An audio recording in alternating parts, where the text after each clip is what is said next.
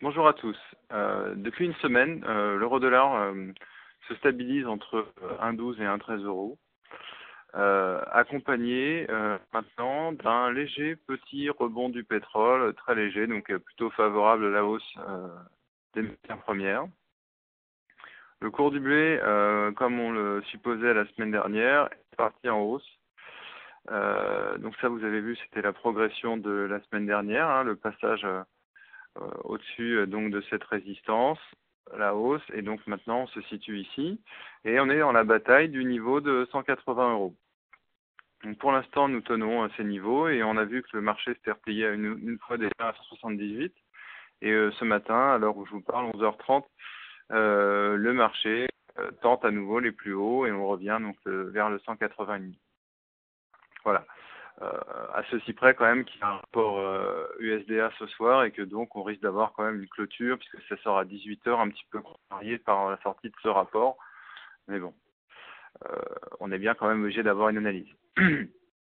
Donc, marché du blé prend un trend haussier, surtout si on passe ce niveau de 181, si on arrive à clôturer au-dessus, hein, puisque ça voudrait dire qu'on a retracé plus de 38% de la précédente baisse à la hausse, donc on partira vraiment dans une tendance haussière, et aujourd'hui, voilà, le marché semble indiquer qu'on y aille. Au niveau du maïs, c'est fini, hein. Il y avait une tendance haussière, et le marché en finit pas de venir jouer avec la résistance de 166, 167, on y va, on la touche, on y monte, on y redescend, puis on y remonte, puis on y redescend, et puis on ne veut pas y aller. Donc, je veux dire, le marché du maïs, je pense, est plombé par le dégagement et des ventes des agriculteurs en ce moment. Marché du colza, on a confirmé cette semaine, parce que vous avez vu que la semaine dernière, j'étais plein d'hésitations par rapport au fait qu'on avait cassé la résistance et puis que le marché était techniquement haussier, mais sans vigueur.